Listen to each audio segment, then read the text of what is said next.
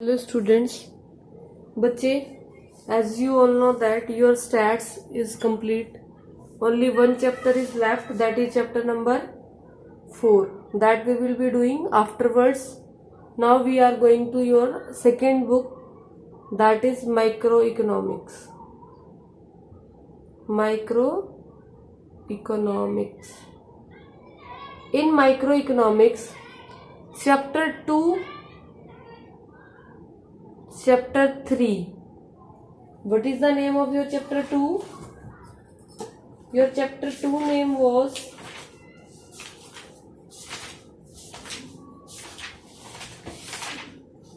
Central Problems of an Economy. What was the name of your chapter 2? Your chapter 2 name was Central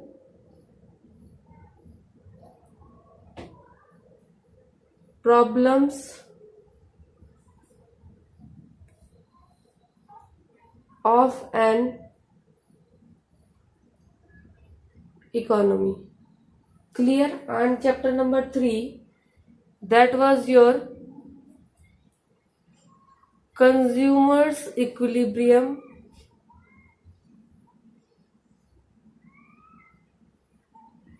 Utility Analysis.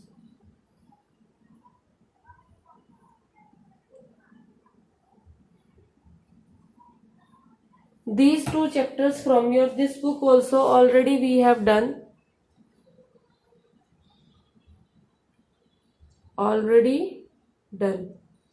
So today I am going to start your chapter number 4. Which chapter we will do? Chapter 4. The name of the chapter is Consumers Equilibrium, Indifference Curve Analysis.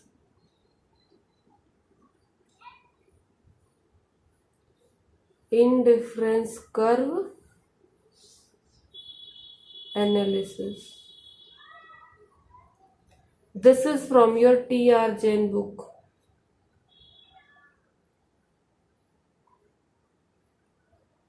Page number 75. Clear beta? As per your NCERT book, this chapter and this chapter they are combined.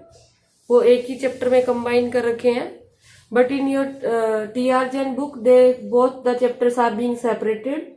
One is as chapter number 3, one is as chapter number 4. So we are doing this chapter, Indifference Curve Analysis. According to your book, the first topic in your book is IC analysis.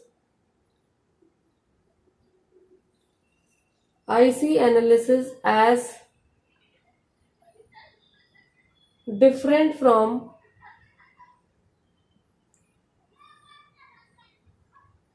utility analysis. देखो, जो utility analysis था बेटा, उस chapter में क्या कराया था आपको कि जो कंज्यूमर को किसी भी प्रोडक्ट को खाने से जो सेटिस्फेक्शन मिलती है या उस काम को करने से जो भी सेटिस्फेक्शन मिलती है, that was the main purpose. और जो भी कंज्यूमर इक्विलिब्रियम हम निकालते थे वो हमने किस बेसिस पे निकाला था? यूटिलिटी के बेसिस पे, सेटिस्फेक्शन के बेसिस पे. बट आज जो हम करेंगे that we will be doing as per indifference curve analysis. So बच्चे, इन द प्रीवियस चैप्टर, इससे पहले वाला जो चैप्टर था आपका, in the previous chapter we discussed consumers equilibrium with reference to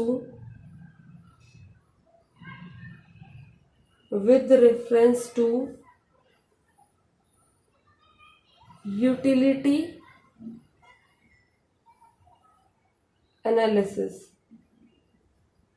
ठीक है, हमने यूटिलिटी के उससे किया था, लेकिन जो हमने सारा यूटिलिटी के बेसिस पे पढ़ा उसमें एक कमी थी, उसमें एक कमी थी, उस कमी को हम क्या कहेंगे? लिमिटेशन। क्या कहेंगे? Limitation. And that limitation was the basic limitation, the basic limitation of utility analysis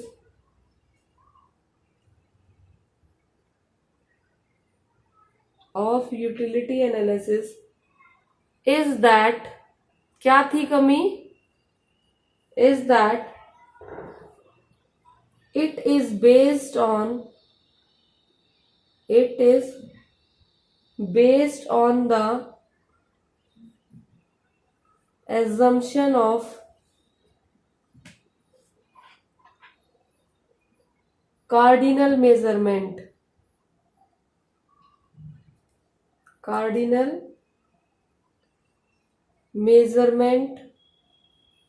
of utility। ठीक है, क्या कमी थी कि उसके अंदर जो भी मेजरमेंट करते थे हम यूटिलिटी की, वो कार्डिनल बेसिस पे करते थे। कार्डिनल बेसिस का मतलब होता है लाइक कंप्लीट काउंटिंग, 1 2 3 4 5 ऐसे। लेकिन रियल लाइफ में कितनी हमने उससे सेटिस्फेक्शन गेन की है, उसको रियल नंबर्स में काउंट करना टफ होता है। अगर आपसे कोई पूछे कि आपने आइसक्रीम खाई, आपको कितनी यूटिलिटी मिली, आप बता पाओगे एग्जैक्ट नंबर में? 3 मिली, 4 मिली, यही बोलोगे। या तो बहुत अच्छा लगा, या थोड़ा अच्छा नहीं था, या थोड़ा कम था, इसी लेवल में बताओगे ना। एग्जैक्टली तो बता नहीं पाओगे कि मैं इसको 1 नंबर दूं, 2 नंबर दूं। क्लियर है? तो ये एक बहुत बड़ी कमी थी उसके अंदर। तो बच्चे, द आईसी एनालिसिस जो हम अब पढ़ेंगे, इस चैप्टर में जो हम पढ़ेंगे, दैट इज आईसी। हम पूरे चैप्टर में शॉर्ट फॉर्म में वर्ड यूज करेंगे IC. IC means indifference curve. What will be the meaning of IC? Indifference curve. इसमें इसको यूज करेंगे। आईसी एनालिसिस जो है वो किस पर बेस्ड है? IC analysis of consumers equilibrium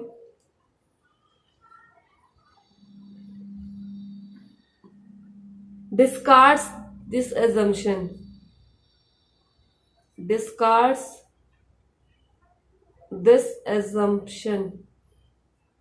मतलब कि बेटा जो आपका ये जो एजम्पशन थी ना कार्डिनल मेजरमेंट ऑफ यूटिलिटी की, इसको आईसी एनालिसिस डिस्कार्ड करता है, खत्म करता है, नहीं मानता है।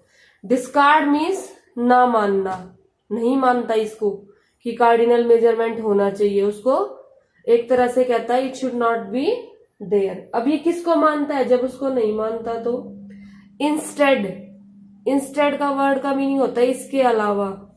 इसको ना मान के, कार्डिनल को ना मान के, वो किसको मानता है? Instead it is based on the concept of ordinal measurement. Ordinal, मैं एक एक वर्ड आपकी बुक का इसलिए लिख रही हूं ताकि आप वीडियो के बाद जब बुक से पढ़े तो आपको एक एक चीज क्लियर हो कि यहां तक हम कर चुके हैं। एक एक वर्ड आपको क्लियर हो जाए। क्लियर है बच्चा? The IC analysis of the consumer equilibrium. Otherwise मैं इतना सा बता देती आपको स्टार्टिंग में ही कि यूटिलिटी का मीनिंग ये होता है, आईसी का ये होता है, तो उससे भी काम चल जाता। लेकिन I am referring to each and every word of your book so that while you will give the reading you will understand in the more important और more better way. Is it clear बेटा? अब ordinal measurement क्या होता है? वैसे पुराने chapter में मैं बता चुकी हूँ दोनों चीजें, कार्डिनल भी और ऑर्डिनल भी। उसमें बताया था कि type of measurement of utility कितने होते हैं? 2 होते हैं, एक कार्डिनल और एक ऑर्डिनल। उसमें बहुत अच्छे से बताया था। अब फिर से बता देते हैं। ऑर्डिनल मेजरमेंट यूटिलिटी का मतलब होता है बेटा रैंक देना। क्या करना? रैंक्स प्रोवाइड करना। According to this concept, according to this concept, ये अभी तक जो बताया ये पिछली क्लास में बता चुके हैं, वैसे पिछले चैप्टर की वीडियोस में। According to this concept utility is only ranked, rank दे सकते हैं हम, करेक्ट उसमें मेजर नहीं कर सकते। रैंक्ड एज हाई और लो, मोर और लेस, ठीक है, हाई और लो, मोर और लेस के टर्म्स में हम कर सकते हैं। It is never expressed in the terms like 1 2 3 4। Clear है? अब हम एनालिसिस को करना स्टार्ट करेंगे। So this was the brief overview how it is linked to your previous chapter and how it is different from your previous chapter. अगर आपसे कोई 1 marks में पूछे what is the major difference between utility analysis and indifference curve analysis, दोनों में main difference क्या है, तो आप क्या बताओगे? It is based on cardinal measurement, it is based on ordinal measurement. Clear बच्चे? ये एक डिफरेंस, एक पॉइंट ऑफ डिफरेंस हमने याद कर लिया यहां से। Utility analysis was based on cardinal measurement and your indifference analysis will be based on ordinal measurement. Clear बच्चे? Now the second concept which we will start, that is assumptions of IC curve. जैसे आपने utility analysis के assumptions किए थे वैसे हम पहले इसके assumptions पढ़ेंगे। assumptions क्या है? assumptions का क्वेश्चन अलग से आ सकता है।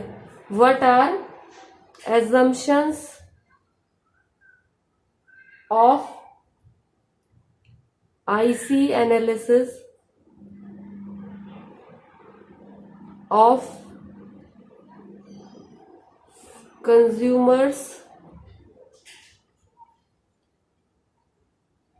equilibrium। ठीक है बच्चे? IC analysis of consumers equilibrium के हम क्या पढ़ेंगे? assumptions। First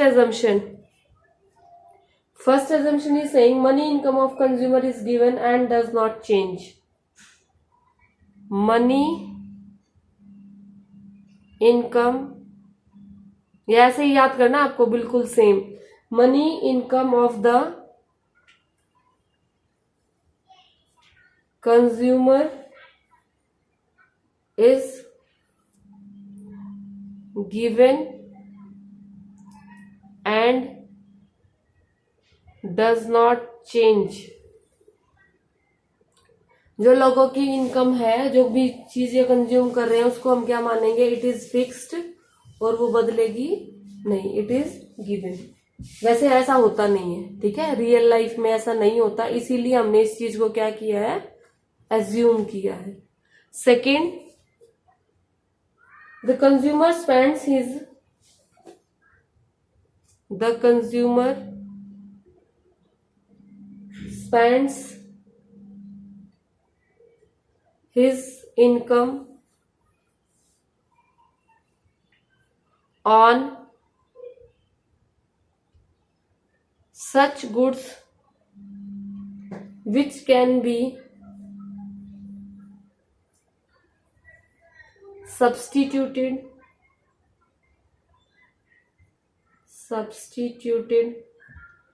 for each other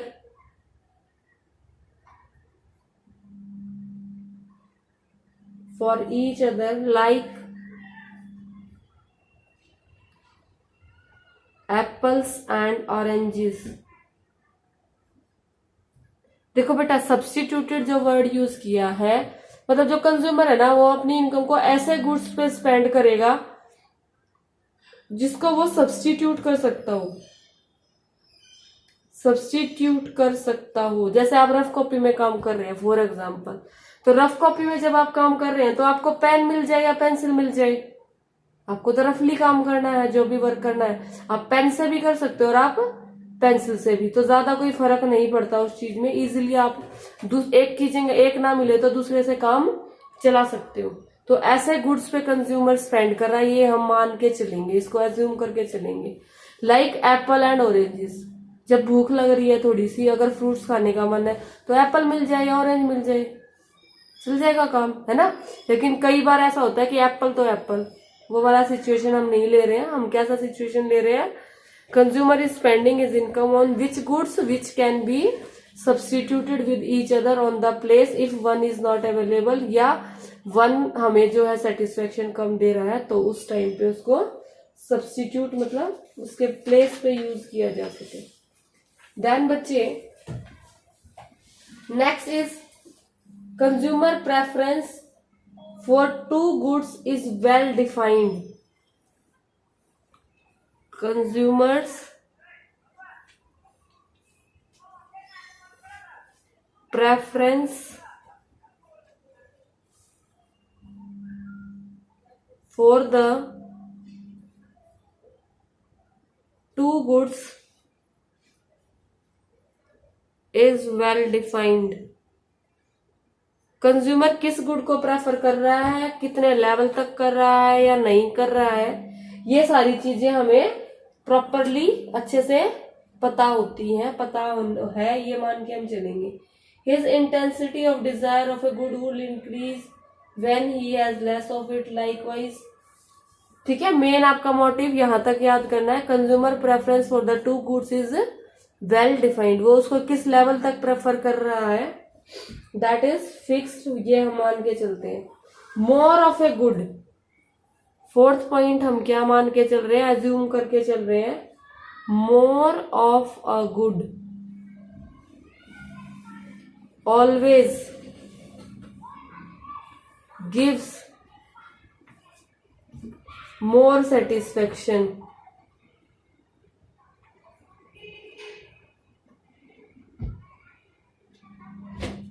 to the consumer.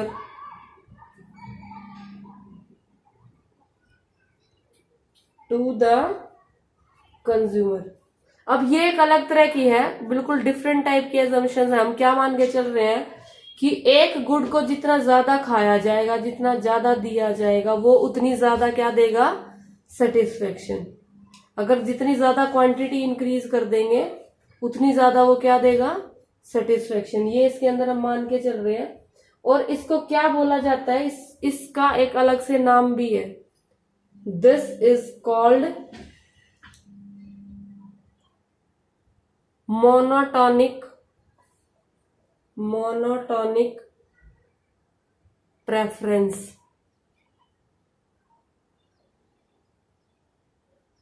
Monotonic preference, RENCE। अब आपका यहां से क्या क्वेश्चन बना, अभी तक जो मैंने पढ़ाया बेटा उसके अकॉर्डिंग आपका जो फर्स्ट क्वेश्चन बना था वो बना था what is the main difference between cardinal analysis, ये IC analysis and utility analysis. Second जो आपका क्वेश्चन बना वो क्या बना, what are the different assumptions of consumer equilibrium. ठीक है, एक नया जो बना वो यहां से बनता है अलग से, इस एजम्पशन से क्या क्वेश्चन बनता है, मैं लिख देती हूं यहां पर। एक क्वेश्चन और बनता है, that is what do you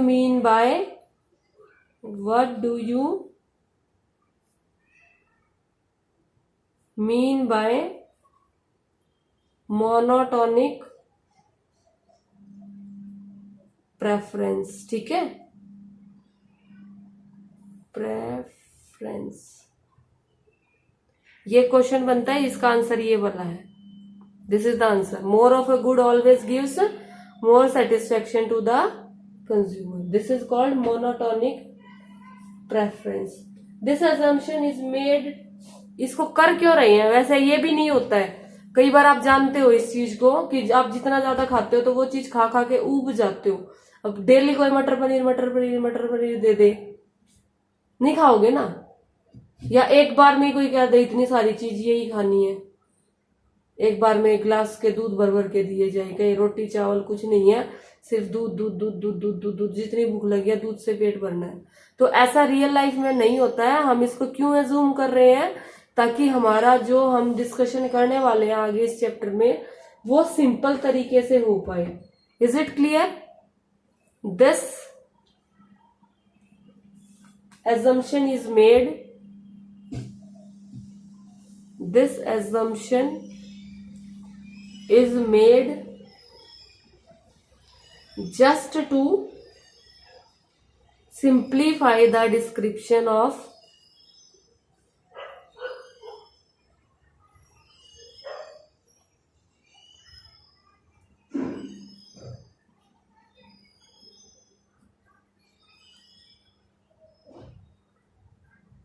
assumption. जब भी आप पढ़ोगे ना जिस भी टॉपिक में, एजम्पशंस का मतलब यही होता है जो रियलिटी में बहुत कम दिखाई देती हैं लेकिन हम उनको एज्यूम कर लेते हैं, मान के चलते हैं अपने मॉडल को प्रूव करने के लिए। क्लियर है? ठीक है बच्चे, ये हो गया आपके 4 एजम्पशंस। 4 नंबर में आ सकता है या 2 नंबर में आ जाएगा। What are the assumptions of IC curve? Half mark for each point. Is it clear? ये अलग से आ सकता है, what do you mean by monotonic preference. या फिर आपको ये सेंटेंस दे देंगे, more of a good always gives more satisfaction to the consumer, this is called dash, और उसके 4 ऑप्शंस चूज करना होगा। ठीक है, अब हम करेंगे, स्टार्ट करेंगे मेन जो हमारा कंसेप्ट है, इनडिफरेंस सेट। डीपली जाने से पहले हमें ये मीनिंग पता होनी चाहिए। इनडिफरेंस सेट क्या होता है and indifference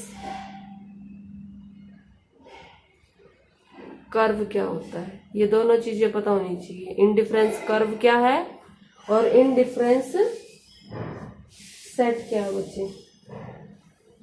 clear? Indifference set क्या होता है?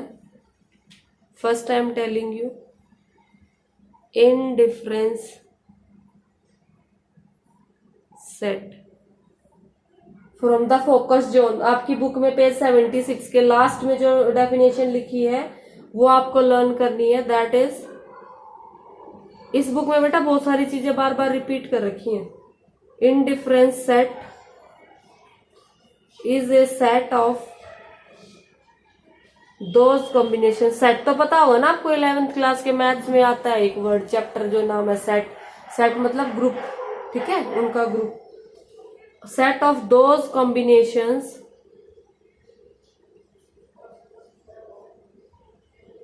Set of those combination of 2 goods. एक तो हम 2 ही गुड की बात करेंगे, जितना भी चैप्टर पढ़ेंगे we will talk about 2 different good, good X good Y, या फिर उनके नाम होंगे। Which offers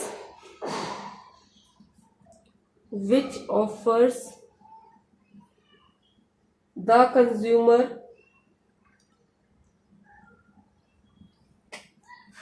same level of satisfaction. ये बहुत जरूरी चीज है। आईसी कर्व में इनडिफरेंस सेट और इनडिफरेंस कर्व जो होता है बेटा, वो क्या दिखाता है? Consumer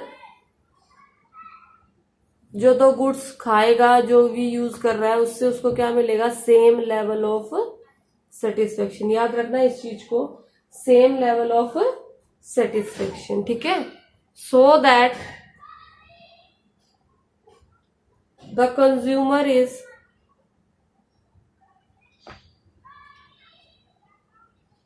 indifferent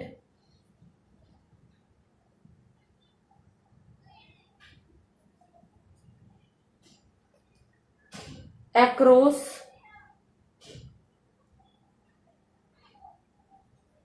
all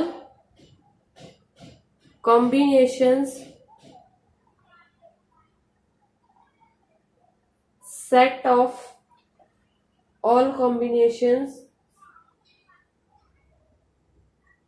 in his indifference set। ठीक है बच्चे, अब हम एक एग्जांपल मान के चलते हैं कि हमारे पास क्या है, 2 गुड्स हैं। गुड ए, उसका नाम है एप्पल, और हम क्या मान के चल रहे हैं दूसरा, गुड बी, उसका नाम क्या है, ऑरेंजेस। ठीक है, 2 गुड्स है हमारे पास। और ये दोनों आपस में एक दूसरे को क्या कर सकते हैं, सब्स्टिट्यूट। पढ़ा था ना एजम्पशन में सब्स्टिट्यूट होना चाहिए, तो ये आपस में सब्स्टिट्यूट करेंगे। Now I am making a table out here that is different combinations of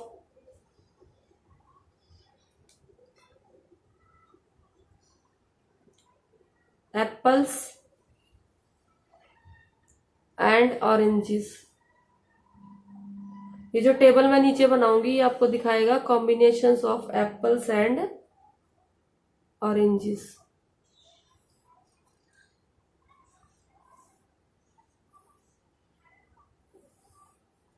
यहां हम लिखेंगे कॉम्बिनेशंस, यहां लिखेंगे नंबर ऑफ एप्पल्स। जब कंज्यूमर की इनकम गिवन है उसके अकॉर्डिंग वो कितने एप्पल्स कंज्यूम करेगा, ठीक है। एजम्पशन से पढ़ा था कि their money income is fixed and it will not change. Number of oranges. अब देखो फर्स्ट कॉम्बिनेशन का नाम दे दिया ए, उसमें क्या हो सकता है, वो एक एप्पल खा सकता है और 10 ऑरेंजेस। बी कॉम्बिनेशन में वो 2 एप्पल्स ले सकता है, 7 ऑरेंजेस। सी कॉम्बिनेशन में 3 और 5, और डी कॉम्बिनेशन में 4 एंड 4। अब बेटा इस टेबल में नीचे कुछ हेडिंग्स लिखी है, वो जस्ट मैं रीड आउट कर रही हूँ, आप चेकआउट कर लेना। Combinations are specified, each combination offer same level of satisfaction. जो कॉम्बिनेशन ए है उसको खाने से, जो कॉम्बिनेशन बी है उसको खाने से, जो कॉम्बिनेशन सी है उसको कंज्यूम करने से, और जो कॉम्बिनेशन डी है उसको कंज्यूम करने से आपस में जो लेवल ऑफ सेटिस्फेक्शन रहेगा, या ये कंज्यूम कर लो या ये वाला, सारे जो लेवल्स हैं उनका लेवल ऑफ सेटिस्फेक्शन क्या रहेगा, same. There will be a same level of satisfaction. और इसमें बेटा पता है क्या है, वो जो कंज्यूमर होएगा वो इनडिफरेंट होगा। इनडिफरेंट मीन्स ये जो वर्ड लिखा है ना यहाँ पे इनडिफरेंट, मतलब वो कंफ्यूज नहीं होगा कि मैं ये खाऊं या ये खाऊं, मैं वो खाऊं या ये खाऊं। क्यों कंफ्यूज नहीं होगा, क्योंकि दोनों चीजों, ये जितने भी कॉम्बिनेशन है सबसे जो सेटिस्फेक्शन लेवल है वो मिलने वाला जो है वो सेम है। अब मान लो आप किसी फंक्शन में जा रहे हो, किसी शादी में, वहां के लिए आपने ड्रेस लेनी है, ठीक है। अब आप ड्रेस ले जाओ 4000 की या 400 रुपए की, 2 है आपके पास, लेकिन आप एक तरह से क्या सोच के चल रहे हो कि मैं 4000 वाली पहन के जाऊं तब भी उतना ही अट्रैक्शन मिलेगा मुझे जितना मिलना है, और अगर मैं 400 वाली पहन के जाऊंगी तब भी ही मुझे उतना ही प्यार और उतना ही अट्रैक्शन मिलेगा जो मैं 4000 की पहन के जाऊंगी तब मिलेगा। इट मीन्स दोनों गुड्स में जो है, जो लेवल ऑफ सेटिस्फेक्शन जो आप अज्यूम कर रहे हो, जो अप्रिसिएशन कर रहे हो अज्यूम, वो क्या रहेगा, सेम। तो कंज्यूमर बिना कंफ्यूज हुए किसी एक को इजीली डिसाइड कर पाएगा। अगर वो कंफ्यूज रह गया तो वो यही सोचता रहेगा मैं ये खाऊं या ये खाऊं, ये लेऊं या वो लेऊं। इसीलिए हमने इनडिफरेंस कर्व में हमें क्या पता चलता है, जितने भी पॉइंट्स होंगे इनडिफरेंस कर्व के वो सारे क्या दिखाते हैं, सेम लेवल ऑफ सेटिस्फेक्शन। अभी हम सेट पढ़ रहे हैं ना बेटा, सेट होता है टेबल फॉर्म में। सेट क्या पढ़ेंगे, इस चीज को हम टेबल फॉर्म में पढ़ रहे हैं तो ये सेट हो गया। जब इस चीज को हम ग्राफ में पढ़ेंगे ना तो वो क्या बन जाएगा, इनडिफरेंस कर्व बन जाएगा। अब मैं नेक्स्ट पेज पे आपको इसका ग्राफ करवा देती हूँ, या इसी में कराती हूँ मैं, छोड़िए यहाँ पे इसका ग्राफ बनाती हूँ। अब जो मैं ग्राफ बना रही हूँ ना बेटा, अब यहां से जो चीज स्टार्ट हो रही है वो आपका स्टार्ट हो रहा है इनडिफरेंस कर्व। क्या स्टार्ट हो रहा है, इनडिफरेंस कर्व। और जब आप इनडिफरेंस कर्व की डेफिनेशन लिखोगे, सेम डेफिनेशन लिखनी है आपको जो ऊपर लिखी है। क्या है, जो ऊपर लिखी है ना, सेम डेफिनेशन लिखनी है, बस उसमें ये जो वर्ड लिखा है ना सेट, सेट की जगह क्या आ जाएगा, curve. Indifference curve is a curve of those combinations of goods which offers the consumer same level of satisfaction so that the consumer is indifferent across all the combination in his indifference situations. ठीक है, ये जो set word है वो किस में change हो जाएगा, कर्व में। और या फिर आपके जो फोकस जोन में है वो आप लिख सकते हो, दोनों ही लिख सकते हैं आप, या तो सेम यही लिख लेंगे, या फिर आप जो आपके फोकस जोन में जो डेफिनेशन है ऑन पेज नंबर 77 वो लर्न कर लेंगे। मेरा मेन काम था मीनिंग समझाना, मीनिंग मैंने समझा दिया। Indifference set table form, indifference curve curve form. अब बेटा इसमें हम एक तरफ तो लिखेंगे ऑरेंजेस और एक तरफ लिखेंगे apples, X axis Y axis origin point. Graph बनाना शायद सबको आता है। इक्वल मार्क्स करेंगे पुट, इक्वल लाइंस होंगी। जैसे इसमें 10 चाहिए हमें, 1 2 3 4 5 6 7 8 9 10। ठीक है, और हमें इसके लिए कितने चाहिए, मैक्सिमम 4 है ना। इसमें मैक्सिमम 10 था तो हमने 10 लगा लिए, इसमें मैक्सिमम 4 है तो हम इस तरफ 4 लगा लेंगे। 1 2 3 4। ध्यान रहे जब आप इस तरफ लाइन लगाएं तो इक्वल होनी चाहिए गैप्स, जब आप इस तरफ लाइन लगाएं तो भी गैप्स क्या होने चाहिए, इक्वल होने चाहिए, कोई गैप ऊपर नीचे नहीं करेंगे। तो फर्स्ट कॉम्बिनेशन क्या है बेटा आपका 1 and 10, 1 2 3 4 2 3 4 5 6 7 8 9 10। तो 1 पे आप कितना कंज्यूम कर सकते हो, ये वाला पॉइंट। ठीक है, 1 4। दूसरा आप क्या दिखाओगे, 2 7, 2 पे आप जाओगे 7 तक, क्लियर है। फिर आपका बेटा 3 5, 3 से 2 का 7 था, 3 का आपका क्या आ जाएगा, करेक्ट लिखा है हमने, 3 पे आपका आ जाएगा पॉइंट 5। 1 का 10 था, सॉरी 1 का 10 था, ये आपका फर्स्ट पॉइंट नहीं होगा। 1 से आप 10 पे जाओगे। ठीक है बेटा, इसको दोबारा चेंज कर लेना, 1 2 10। ठीक है, फिर आपका 7 आ गया, ये पॉइंट मैं काट देती हूँ। फिर आपका 3 से आएगा 5 और फिर 4 पे आपका कितना हो गया 4। ये आपका कौन सा पॉइंट हुआ, ए बी सी और डी। जब आप इन पॉइंट्स को ज्वाइन कर दोगे ऐसे कर्व लाइन आएगी। ठीक है, ध्यान से देखना बेटा, ये वाला मैंने चेंज किया है, बाई मिस्टेक 1 4 बोला गया था, इट वॉज 1 10। तो 1 पे आप कहां तक जाओगे, 10 तक। तो यहां पर जो हम प्लॉटिंग कर रहे हैं वो किसकी कर रहे हैं, 1 10 की। यहां पर किसकी कर रहे हैं, 2 7 की। यहां पर 3 5 की, और यहां पर 4 4 की प्लॉटिंग हो रही है। ये जो कर्व आपका बन के आया है इसको बोलते हैं इंडिफरेंस कर्व।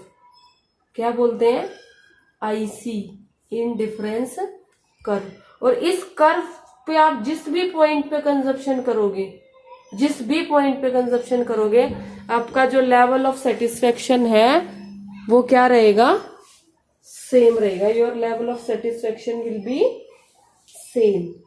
बेटा आज की क्लास में हम बस इतना ही करेंगे, 3 टॉपिक्स। क्या क्या करा है, difference between indifference curve and utility analysis. Number 2 assumptions, number 3 what is monotonic preference, number 4 what do you mean by indifference set and indifference curve। जो कल की क्लास है बच्चे उसमें हम करेंगे प्रॉपर्टीज ऑफ आईसी कर्व।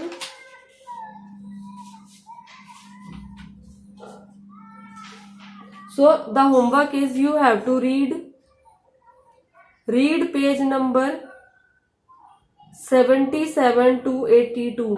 ये आप एडवांस में रीड करके चलेंगे। क्यों, क्योंकि जो जो टॉपिक्स इस पे है वो मैं नेक्स्ट वीडियो लेक्चर में आपको बताऊंगी। अगर आप पहले से रीड करके रखेंगे तो आपको अच्छे से समझ में आ जाएंगे। उसमें क्या क्या है, आपके प्रॉपर्टीज है, प्रॉपर्टीज ऑफ आईसी, अलग अलग प्रॉपर्टीज है बच्चे। प्रॉपर्टीज के बाद है आपके सिर्फ प्रॉपर्टीज है। तो नेक्स्ट टॉपिक में आपके लिए प्रॉपर्टीज हम सोच के चल रहे हैं, प्रॉपर्टीज को कंप्लीट करा देंगे। अगर टाइम बचेगा तो कंज्यूमर बजट कराएंगे। अगर टाइम बचेगा तो क्या करा देंगे, कंज्यूमर्स बजट। ठीक है बच्चे, तो आप एटलीस्ट प्रॉपर्टीज को पढ़ के रखेंगे। So this is about your class today. Thank you.